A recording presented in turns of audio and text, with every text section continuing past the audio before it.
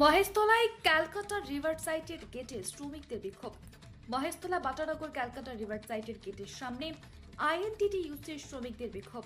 শ্রমিকদের অভিযোগ, দীর্ঘদিন ধরে ক্যালকাটা রিভার সাইটে প্রায় 350 জন শ্রমিক কাজ করে, তাদের ঠিকমতো স্যালারি দেওয়া হয় না।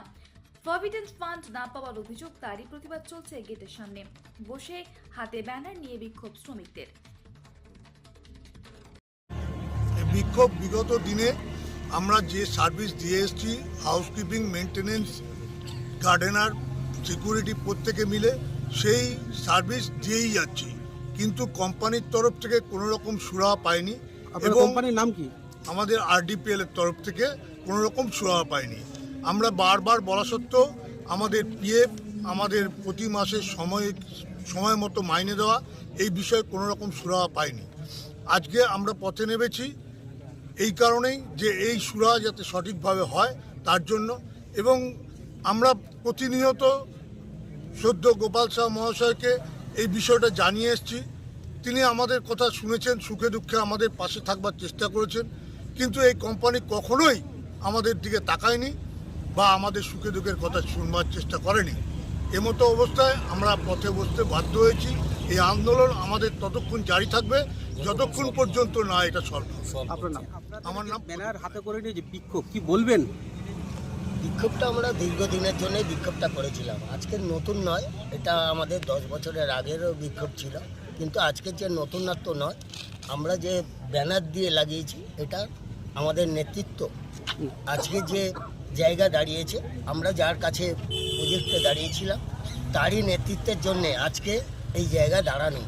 আজকে আমরা কারোর কাছে গিয়ে, না ওনার না আরডিপিএল অফিস, কারোর কাছে গিয়ে আমরা কোনো সুরাহা পাইনি বলে আজকের এই ধর্ণা মঞ্চে আমরা উপস্থিত হই। আমাদের বিক্ষোভ এই কারণে, আজকে বিগত ডে 1 মানে যখন থেকে হাইল্যান্ড তৈরি হয় তখন থেকে আমরা সবাই এখানে বিভিন্ন নানান রকম কার্যক্রমে আমরা যুক্ত আছি।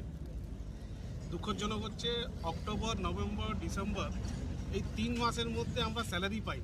মানে দুর্গাপুজো, কালী পুজো, ভাইফোঁটা, মানে বুঝতে পারছেন কিরমভাবে আমরা জীবনযাপন করছি এখানে। তার মধ্যে আমরা লোকাল ছেলে রুখা সুখা যা খেয়ে আসছি, বাড়ির দিকে খেয়ে এসে কাজ করছি এবং পরিষেবা দিচ্ছি। তো এই 3 মাসের মধ্যে এত অবস্থা খারাপ, প্রত্যেকের বাড়িতে বাল বাচ্চা আছে, সেই জায়গায় একটা স্যালারি পাইনি। কিন্তু আমি ধন্যবাদ জানাবো গোপাল শাহকে, 34 নম্বর ওয়ার্ডের পৌরপিতা। উনি নিজের পকেট থেকে টাকা দিয়ে এবং আমি নিজে দাঁড়িয়ে দাদার কাছ থেকে সেই ফান্ডটা নিয়ে এসে প্রত্যেক কর্মীদেরকে দেওয়া হয়েছিল, তার জন্য দাদাকে ধন্যবাদ দিই। আরও একটা দুঃখজনক ব্যাপার হচ্ছে, আমাদের মধ্যে একজন কর্মী মারা গেছে, তার আকাল মৃত্যু যাই হোক কোনো একটা কারণে ঘটে যায়। সেই মৃত্যু হওয়ার পরে তার ফ্যামিলির জন্য আমরা বহু চেষ্টা করেছিলাম তার পরিবারকে কিছু পাইয়ে দেওয়ার জন্য। এই কোম্পানির সেই পরিবার পর্যন্ত 1 টাকা দেওয়া হয়। তো আমি অনুরোধ করবো গোপাল দাকে, আগামী দিন দাদা এসে হাইল্যান্ডের ব্যাপারটা একটু দেখো দাদা, আপনার থেকে 350 পরিবার আপনার দিকে তাকিয়ে রয়েছে, এই 300খানা ছেলে আপনার দিকে তাকিয়ে রয়েছে। আমরা এই আন্দোলনের পথ কেন বেছে নিয়েছি তার একটা মূল কারণ হলো, এখানে আপনারা দেখছেন যে এখানে এত আমাদের কর্মচারীরা এখানে দাঁড়িয়ে আজকে ধর্ণা দিচ্ছে এবং আমরা আজকে স্ট্রাইক ডেকেছি এবং একটা আন্দোলনের পথ বেছে নিয়েছি। সেই জায়গায় দাঁড়িয়ে আজকে আমরা এই কারণেই আন্দোলনটা ডেকেছি, এখানে এক একজন প্রায় 8-10 বছর 12 বছর এখানে চাকরি করছে ক্যালকাটা রিভার সাইড আরডিপিএল এর আন্ডারে। চাকরি চলাকালীন আজকে শেষ মুহূর্তে এসে আরডিপিএল আমাদের কর্মচারীদের 2 হাত তুলে দিয়েছে এবং 2 হাত তুলে দেওয়ার পর তাদের বক্তব্য হচ্ছে, আমরা এই কর্মচারী এত 250-300 জন কর্মচারী যে আমরা কাজ করি, বিভিন্ন সেক্টরে মেনটেনেন্স দেখি, হাউসকিপিং আছে, গার্ডেনের ছেলেরা আছে, সিকিউরিটি আছে, প্রত্যেকে প্রায় 3-4 মাস ধরে তাদের কোনো বেতন দেওয়া হচ্ছে না।